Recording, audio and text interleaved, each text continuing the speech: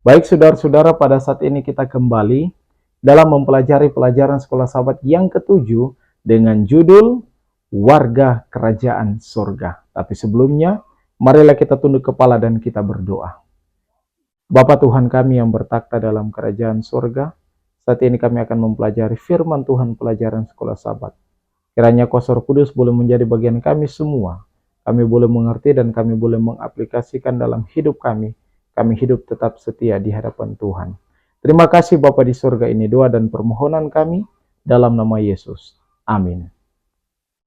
Baik saudara-saudara, penulis pelajaran sekolah sahabat untuk pekan ini, dia mengambil ayat tema atau ayat hafalan tercatat dalam Filipi 4 ayatnya yang ke-6. Firman Tuhan berkata, "Janganlah hendaknya kamu khawatir tentang apapun juga, tetapi nyatakanlah dalam segala hal keinginanmu kepada Allah dalam doa dan permohonan dengan ucapan syukur."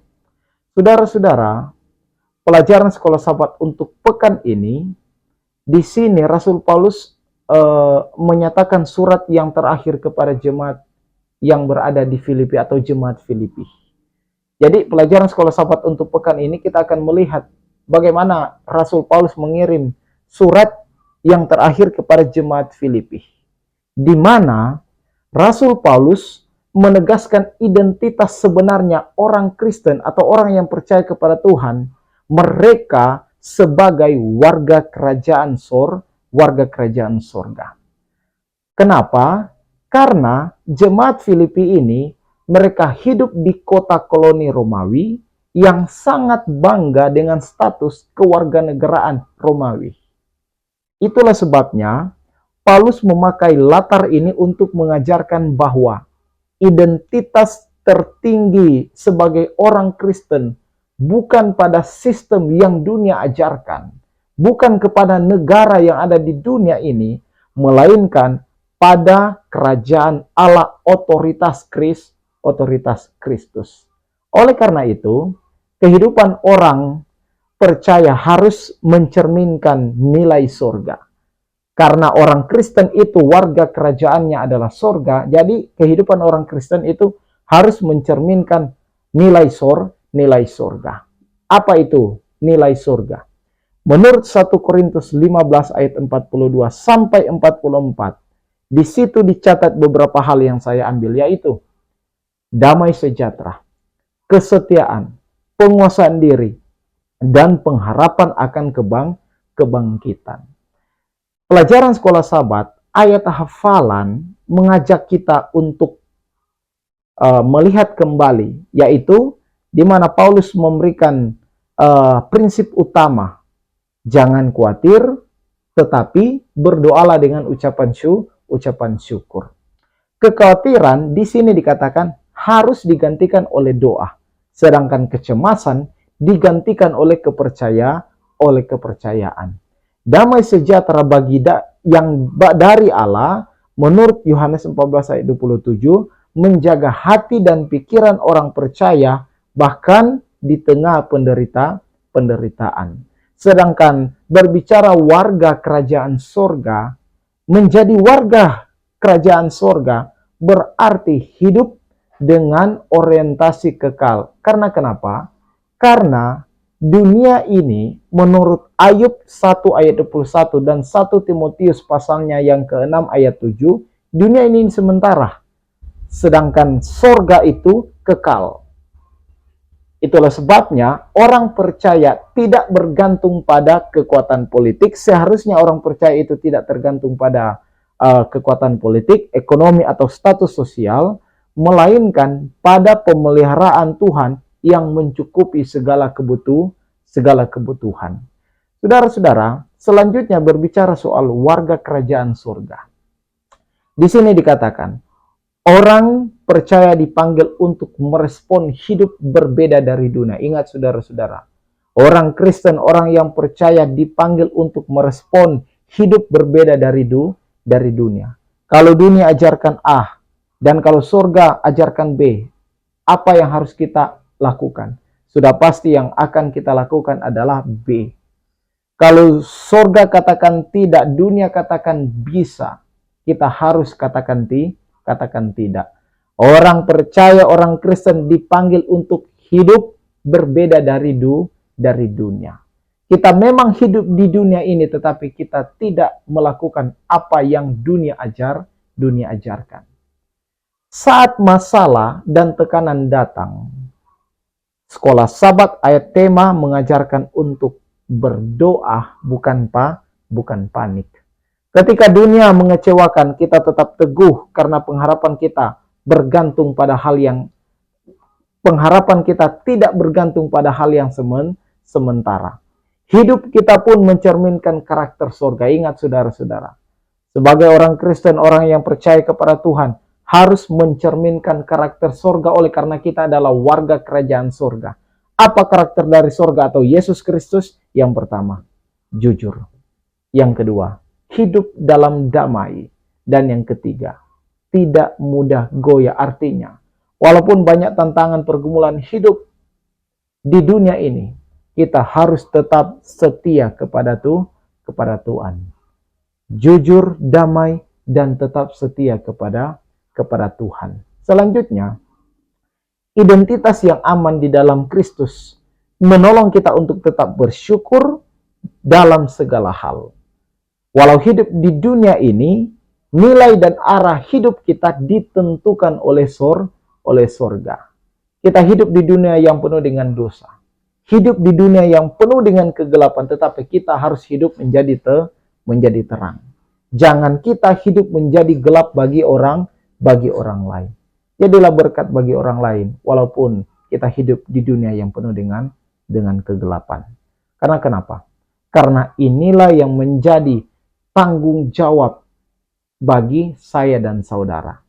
Dan hak istimewanya adalah hidup dalam damai Allah, percaya pada pemeliharaan Tuhan, dan melangkah dengan pengharapan kekal. Selanjutnya, saudara-saudara, pekan ini ada pelajaran Sekolah Sabat hari Minggu, Senin, Selasa, Rabu, Kamis, dan kesimpulan. Kita akan membahas satu persatu. Yang pertama, hari Minggu berbicara soal panutan. Rasul Paulus menekankan bahwa dalam kehidupan kita harus jadikan mungkin orang atau Tuhan atau siapa yang harus kita jadikan panutan. Nah, berbicara soal sejarah, jemaat Filipi hidup di tengah dunia Romawi yang penuh dengan korupsi, ketidakmoralan, mirip dengan kondisi zaman sekarang. Nah, Rasul Paulus mengatakan bahwa kehidupan jemaat yang ada di Filipi, keadaannya, politiknya, penduduknya, hidup memang sama seperti zaman sekarang. Jadi hal-hal seperti yang sudah terjadi sekarang ini, sudah terjadi pada zaman dahulu. Dan di sini, Rasul Paulus menyadari bahwa setiap orang membutuhkan panutan. Nah, tentu kalau berbicara soal panutan, saya juga sebagai pendeta punya pendeta yang lain atau pamong yang saya jadikan dia itu sebagai panutan. Cara melawatnya, cara berbicaranya, cara melawaknya, cara merespon segala sesuatu, cara berkhotbahnya, cara berdoanya. Tentu kita manusia punya panutan masing-masing. Tetapi apakah panutan itu bisa membawa kita lebih dekat dengan Tuhan? Atau mungkin sahabat kita, apakah mereka membawa kita lebih dekat dengan Tuhan, atau mereka membawa kita jauh daripada Tuhan. Sekali lagi di sini Rasul Paulus katakan begini, Paulus menyadari bahwa setiap orang membutuhkan panutan, tetapi tidak semua panutan membawa kita kepada Kristus. Artinya saudara-saudara, kita bisa mengidolakan siapapun, tetapi apakah siapa yang kita idolakan membawa kita lebih dekat dengan Tuhan, atau malahan sebaliknya. Dalam Filipi 3 ayatnya yang ke-17 sampai 19, Paulus membedakan dua jenis teladan atau dua jenis panutan. Siapa yang akan kita jadikan panutan?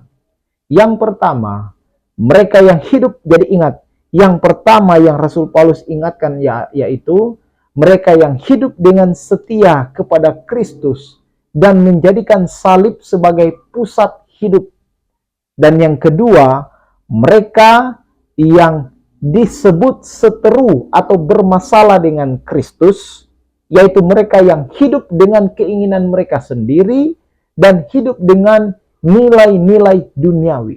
Jadi, siapa yang akan kita jadikan panutan dalam kehidupan kita? Apakah mereka yang hidup sesuai dengan ajaran Kristus, setia kepada Tuhan, atau kita hidup dengan mereka yang selalu bermasalah dengan Tuhan, melakukan apa yang mereka inginkan, hidup sesuai dengan keinginan dunia? Nah, ukurannya jelas, saudara-saudara. Arah hidup seseorang, apakah tertuju pada Kristus atau pada kepentingan diri dan dunia? Tentunya, saudara-saudara, kita lebih rindu untuk menjadikan dia sebagai panutan kita yang bisa memberikan nilai-nilai positif, keuntungan, dan terlebih khusus bisa membawa kita lebih dekat dengan Tuhan. Selanjutnya, orang percaya dipanggil untuk bijak memilih. Ya, saudara-saudara, dalam pergaulan, pekerjaan, segala sesuatu, pasangan hidup, menjadikan panutan, harus bijak memilih teladan atau panutan, dan sekaligus menjadi teladan yang benar bagi orang lain. Saudara-saudara, ternyata bukan hanya kita menjadikan orang lain sebagai panutan kita, tetapi barangkali kita juga boleh menjadi panutan bagi orang lain. Apakah kita menjadi berkat bagi orang lain atau tidak? Apakah dengan perkataan kita, gaya berbicara kita, cara berjalan kita, cara kerja kita, cara berdoa kita, cara hidup kita, apakah menjadi panutan bagi orang lain? Di tengah media dan budaya yang sering mengangkat figur populer tetapi tidak rohani, kita harus berfokus pada pribadi-pribadi yang hidupnya mencerminkan nilai-nilai Kristus. Ya, kita harus pandai-pandai untuk memilih siapa yang harus kita jadikan panutan. Sebagai orang Kristen, kita harus hidup konsisten, rendah hati, berpusat pada salib, sehingga melalui sikap, perkataan, keputusan kita, orang lain dapat melihat contoh iman yang nyata. Saya berdoa, saudara-saudara, supaya hidup kita ini selalu berkenan di hadapan Tuhan dan menjadi berkat contoh iman bagi orang lain. Apakah selama ini kita hidup menjadi contoh iman bagi orang lain, atau mungkin selama ini kita menjadi batu sandungan atau membuat orang lain jauh daripada Tuhan karena hidup kita? Dengan demikian, kita bukan hanya menjadi teladan yang benar, tetapi juga menjadi panutan yang membawa orang semakin dekat kepada Tuhan. Pertanyaannya adalah, sudah berapa banyak orang yang menjadikan kita sebagai panutan untuk membawa hidup mereka lebih dekat kepada Tuhan? Sudah berapa banyak orang yang kita bawa kepada Tuhan? Ataukah sudah berapa banyak dalam hidup ini, malahan karena hidup kita, hidup saya, orang lain jauh daripada Tuhan? Selanjutnya, berdirilah teguh dalam Tuhan. Saudara-saudara, diberikan penjelasan ulang bahwa Rasul Paulus menulis kepada jemaat Filipi yang hidup sebagai warga koloni Romawi, bangga dengan status kewarganegaraan duniawi. Namun, Paulus menegaskan sekali lagi identitas lebih tinggi, bahwa kewarganegaraan kita adalah di dalam sorga. Artinya, orang yang percaya bukan terutama milik sistem dunia, melainkan milik kerajaan Allah dengan Yesus sebagai raja. Kewarganegaraan ini ditandai oleh pengharapan besar, yaitu tubuh yang fana, lemah, dan dapat mati akan diubah menjadi tubuh yang mulia seperti kebangkitan Kristus.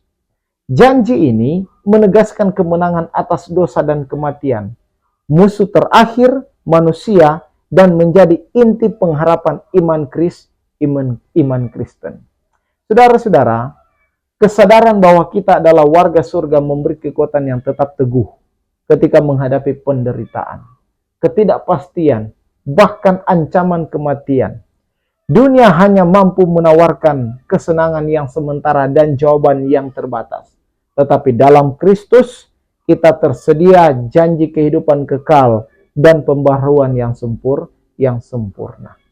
Saudara-saudara, identitas surgawi ini menolong kita melihat setiap pergumulan bukan sebagai akhir, melainkan sebagai bagian dari perjalanan tujuan menuju kemuliaan yang telah Tuhan siapkan.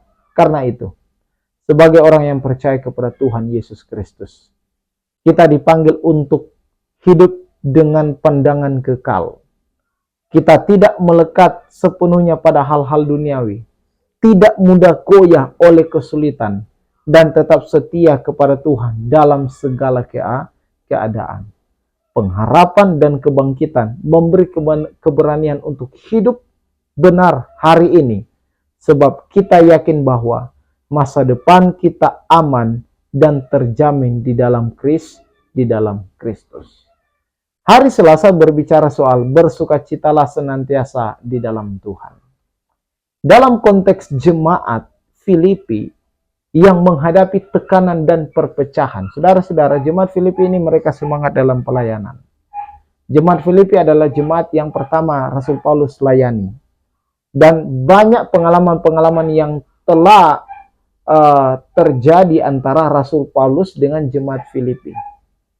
Dan dari semangatnya mereka melayani, ternyata mereka juga punya pergumulan, yaitu tekanan dan perpecahan. Oleh karena ada satu kelompok, 1 orang, 5 orang, dan lain sebagainya yang barangkali memiliki kepentingan mereka sendiri untuk membuat jemaat ini pecah.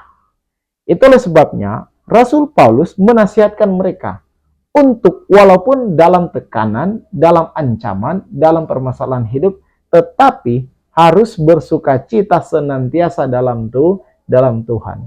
Tetapi anehnya adalah saudara-saudara, pada saat Rasul Paulus memberikan bersukacitalah senantiasa dalam Tuhan, saudara-saudara, keadaan Rasul Paulus pada waktu itu, dia ada di mana?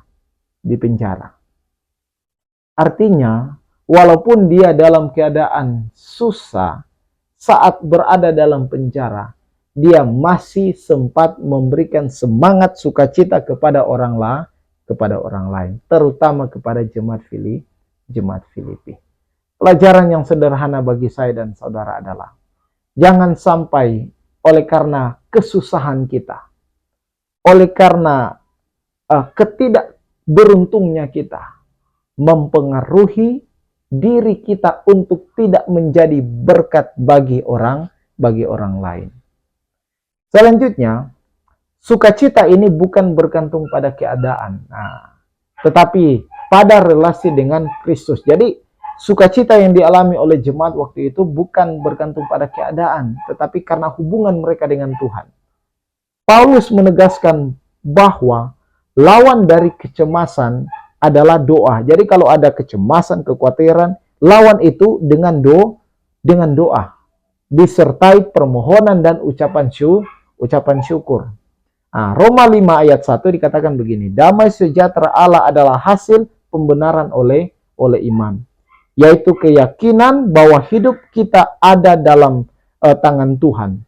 Damai ini melampaui akal manusia, beyond understanding, karena tidak bergantung pada logika situasi, melainkan pada janji keselamatan yang kekal. Selanjutnya, damai sejahtera Allah dialami ketika seseorang dengan sadar memilih untuk membawa setiap kekhawatiran, tekanan, dan ketakutan kepada Tuhan dalam doa, bukan menyimpannya dalam hati hingga berubah menjadi kecemasan.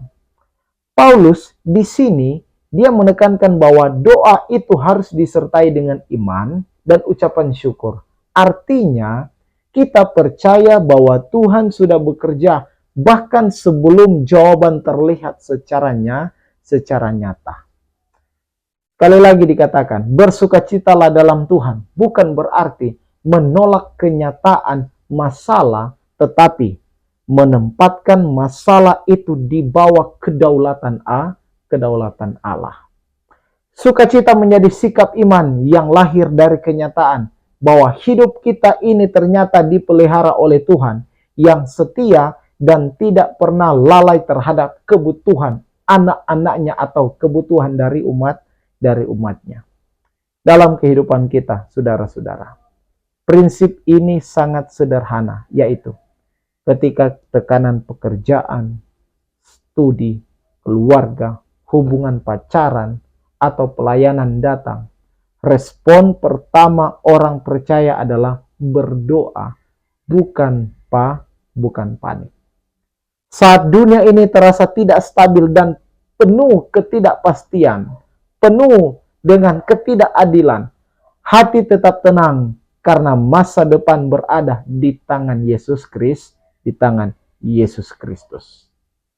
Damai Allah menjaga hati dan pikiran. Artinya, melindungi pusat perasaan dan pusat pemikiran kita agar tidak dikuasai ketakutan. Damai ini bukan sekadar perasaan nyaman sementara, melainkan ketenangan batin yang mendalam, yang kokoh, yang tidak dapat diberikan oleh dunia karena sumbernya adalah hubungan pribadi dengan Kristus yang hidup. Selanjutnya, di hari Rabu, pikirkanlah semuanya itu. Apa yang sebenarnya harus kita pikirkan, saudara-saudara? Sejarah pernah mencatat dalam Alkitab bahwa Rasul Paulus pernah menulis surat kepada jemaat Filipi ketika hidup dalam budaya Yunani Romawi yang menekankan filsafat moral dan kebajikan. Namun, saudara-saudara, Paulus mengarahkan mereka kepada standar yang lebih tinggi, yaitu kebajikan yang bersumber dari Allah dan kebenaran firman-Nya. Ia menggambarkan damai sejahtera Allah seperti pasukan yang menjaga kota, melindungi hati dan pikiran orang percaya dari serangan kecemasan, dosa, dan pengaruh dunia. Karena itu, kehidupan batin, pikiran, dan hati harus dijaga dengan memusatkan perhatian pada hal-hal yang benar, mulia, adil, suci, manis, dan sedap didengar, semua yang disukai dengan karakter Allah. Saudara-saudara, Paulus tidak hanya mengajarkan teori tentang pikiran yang benar, tetapi mengajak kita untuk hidup sesuai dengan apa yang sudah kita pelajari dari Kristus dan teladan orang-orang yang setia kepada Tuhan. Damai Allah bukan sekadar rasa tenang sesaat, melainkan hasil dari kebiasaan rohani yang terus dilatih setiap hari. Kita belajar memilih untuk memikirkan hal-hal yang benar daripada gosip. Memilih kejujuran daripada keuntungan yang tidak bersih. Memilih pengampunan daripada menyimpan dendam. Pikiran yang dijaga dengan firman Tuhan akan membentuk hati kita supaya kuat.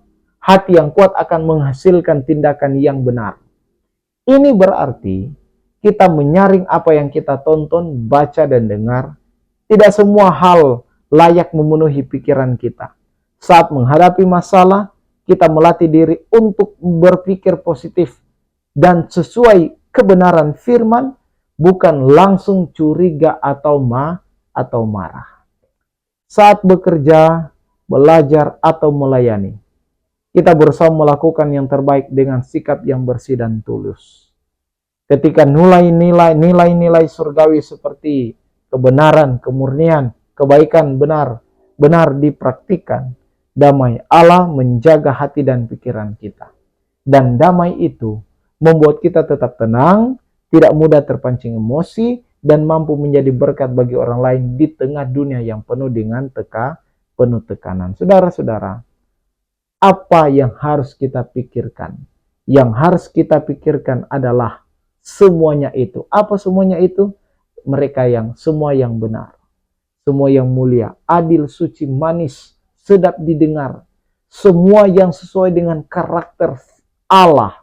Pikirkanlah semuanya itu. Yang menjadi pertanyaannya adalah, sudah sampai sejauh ini, apa yang saat ini sementara kita pikirkan? Apakah kita memikirkan karakter Allah, jujur, adil, setia, manis, sedap didengar, kesetiaan, atau memikirkan hal-hal yang lain. Selanjutnya, hari Kamis, kunci kepuasan hidup. Dalam konteks penjara dan keterbatasan, Paulus menegaskan bahwa kebahagiaan sejati tidak bergantung pada keadaan, melainkan pada hubungan dengan Kristus. Di sini saudara-saudara, Rasul Paulus dia belajar merasa cukup, baik dalam kekurangan maupun kelimpahan. Artinya, kepuasan Kristen itu berakar pada keyakinan bahwa Allah adalah pemelihara yang setia. Menurut Mazmur 23 ayat 1, Filipi pasalnya yang keempat ayatnya yang ke-19. Pernyataan apa yang dicatat dalam kitab Filipi, segala perkara dapat kutanggung di dalam Dia, bukan tentang kesuksesan tanpa batas, tetapi karena semua Rasul Paulus sudah lewati, baik dalam keadaan berkekurangan, dalam keadaan susah, dalam keadaan masalah, atau dalam keadaan berkelimpahan, dalam keadaan sukacita, dalam keadaan senang, semua Rasul Paulus sudah lewati.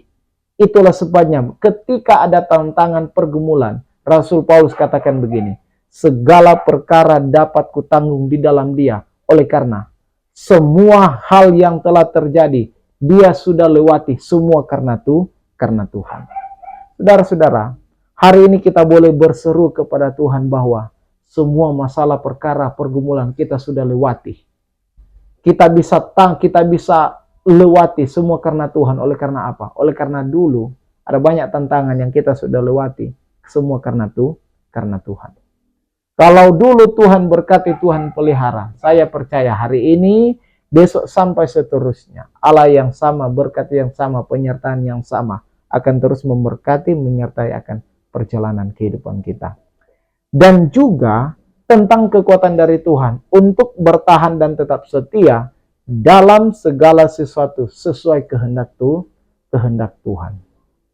Di sini dikatakan, kepuasan hidup lahir ketika kita sadar bahwa segala sesuatu ini bersifat sementara. Saya suka apa yang Ayub 1 ayat 21 dan 1 Timotius 6 ayat 7 katakan begini. Kita tidak membawa apa-apa saat kita lahir, dan tidak membawa apa-apa saat kita mati. Karena itu, dalam kehidupan kita belajar bersyukur saat berkelimpahan, dan tetap percaya saat kekurangan. Ketika ada banyak berkat yang telah kita terima, kesuksesan yang kita telah capai, kita harus belajar untuk bersyukur. Dan ketika kita mengalami satu kekurangan, permasalahan hidup, kita harus belajar untuk percaya. Kita menyerahkan kekhawatiran kepada Tuhan, meminta hal-hal yang sesuai dengan kehendaknya, yaitu keselamatan jiwa, hikmat, kekuatan, pengampunan, dan kasih. Kepuasan sejati bukan berarti semua doa selalu dijawab sesuai dengan keinginan kita, tetapi percaya bahwa Allah mencukupkan dan memberi kekuatan untuk menjalani setiap musim kehidupan. Itulah kunci kepuasan hidup.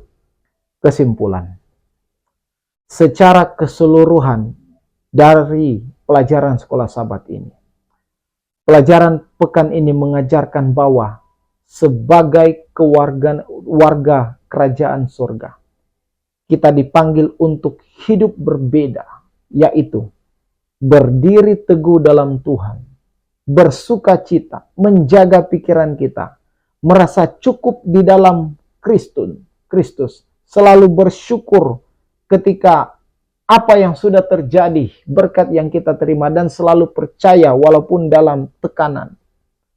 Kekuatan dan damai sejahtera tidak bergantung pada keadaan, tetapi hubungan dengan Yesus. Dan yang terakhir, karena itu, setiap hari kita belajar untuk berdoa. Kita belajar untuk hidup benar, hidup setia, dan keyakinan bahwa masa depan kita aman berada di dalam Tuhan. Kita tunduk kepala dan kita berdoa. Bapa Tuhan kami yang bertakhta dalam kerajaan sorga, terima kasih ya Tuhan. Saat ini kami telah mempelajari firman Tuhan tentang warga kerajaan sorga. Kita yang dicatat dikatakan sebagai warga kerajaan sorga dituntut untuk hidup sesuai dengan orientasi kekal. Hidup sesuai dengan karakter sorga. Jujur, damai, menyukai keadilan, hidup setia di hadapan Tuhan. Dan kita dituntut untuk tidak hidup seperti apa yang dunia ajarkan. Tolonglah kami Tuhan, supaya kami boleh hidup sesuai dengan firman Tuhan. Dan bantulah kami supaya kami boleh menjadi teladan juga bagi orang lain. Menjadi berkat bagi orang lain. Dan orang lain juga boleh datang kepada Tuhan. Oleh karena melihat iman yang hidup dalam hidup kita ini. Terima kasih Bapa di surga. Ini doa kami. Memohon berkat pertolongan bagi kami semua dalam nama Yesus. Amin.